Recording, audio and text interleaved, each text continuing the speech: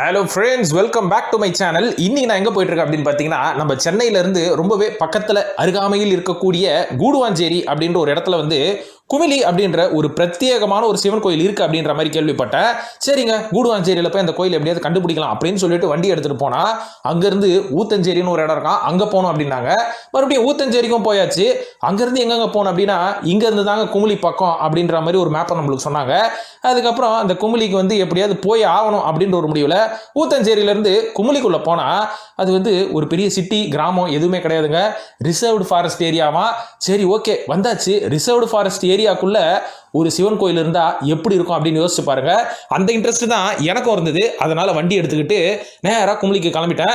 இப்போ நான் போயிட்டு இருக்கிறது இந்த ரிசர்வ் ஃபாரஸ்ட் ஏரியாக்குள்ள இருக்கிற இந்த ரோடெல்லாம் ரொம்ப நல்லா தான் போட்டிருக்கிறாங்க. கோயில் எப்படி இருக்கும் அப்படின்ற ஒரு ஆர்வம் எனக்கும் இருந்தது. அதை பார்க்கறதுக்கு தான் ரொம்ப வேகமாக போயிட்டு இருக்கிறேன். ஆனால் ரோடெல்லாம் நல்லா இருக்கிறனால நீங்க சரி பஸ் ஆட்டோ இதெல்லாம் இருக்கும் போல இருக்கு அப்படின்னு நினைச்சு தயவு செய்து வந்துடாதீங்க.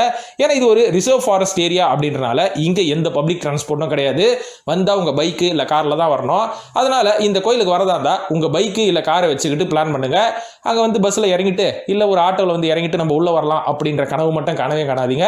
அப்புறம் ரொம்ப கஷ்டமா இருக்கும். இங்க வந்ததுக்கு அப்புறம் தாங்க தெரிஞ்சது கோயில் கிட்டத்தட்ட ஒரு 4:30 மணிக்கு தான் ஈவினிங் திறப்பாங்கன்னு சொல்லிட்டு. ஆனா நான் ரொம்ப சீக்கிரம் வந்துட்டேன், ஒரு 1 hour முன்னாடியே வந்துட்டேன். என்ன பண்றதுன்னு தெரியல. திருப்பி வெளில போயிட்டு வரலாம் அப்படின்னு பார்த்தா ரொம்ப உள்ள வந்தாச்சு. மறுபடியும் வண்டி எல்லாம் எடுத்துட்டு போறது வேஸ்ட் தான். அதனால அங்கேயே அப்படியே கொஞ்ச நேரம் வெயிட் பண்ணேன். அப்ப பார்த்தா ஏகப்பட்ட மூலிகைகள் அந்த சரௌண்டிங்ல இருந்ததுங்க. அது எல்லாமே நம்மளுக்கு தெரிஞ்ச ஒருத்தர் கூட கூட்டு போனனால அவர் நிறைய எக்ஸ்பிளனேஷன் கொடுத்தாரு, நிறைய டீடைல்ஸ் எனக்கு கிடைச்சது. அது மட்டும் இல்லாமல் இப்போ நீங்கள் பார்த்துட்டு இருக்கிறது இந்த தொட்டாச்சி நீங்கள் சரி அப்படின்வாங்க. இது வரைக்கும் நான் கேள்விப்பட்டிருக்கேன், பார்த்தது கிடையாது. இப்போ தான் பார்க்குறேன். பாருங்க, தொட்ட உடனே எப்படி ஒரு மாதிரி சுருங்கிடுச்சு. இதெல்லாம் ஒரு நல்ல எக்ஸ்பீரியன்ஸ் இல்லைங்களா?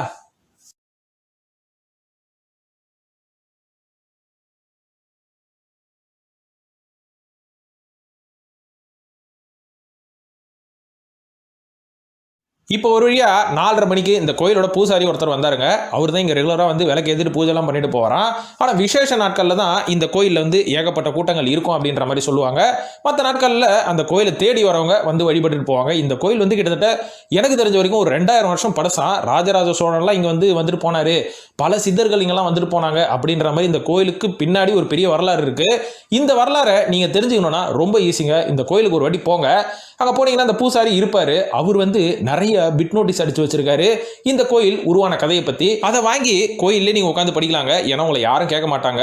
ரொம்பவே அமைதியான ரம்மியமான ஒரு கோயில் அப்படின்னு சொல்லலாம். பார்க்கறதுக்கு சன்னதிகள்லாம் சின்ன சின்னதா இருந்தாலும் ரொம்ப பவர்ஃபுல்லுங்க. அது மட்டும் இல்லாம இந்த கோயில் பக்கத்துல பாத்தீங்கன்னா ஒரு மலை தெரியும் இல்லைங்களா? அந்த மலையில இந்த கோயில்ல இருக்கிற ஒரு பெரிய ஆஞ்சநேயர் சிலையை கொண்டு போய் வைக்கலாம் அப்படின்ற மாதிரி ஒரு பிளான் பண்ணாங்களாம்.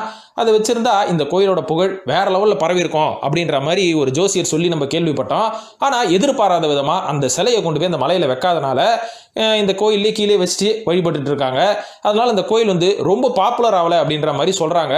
இது உண்மையா மூட நம்பிக்கையா அப்படின்னு நம்மளுக்கு தெரியல. கடவுள் எங்க இருந்தாலும் கடவுள் தானங்க. அதனால நீங்க ஒரு தடவை இந்த கோயிலை போய் விசிட் பண்ணுங்க. அதுக்கப்புறம் தான் தெரியும் இந்த கோயிலோட மகிமையை பத்தி.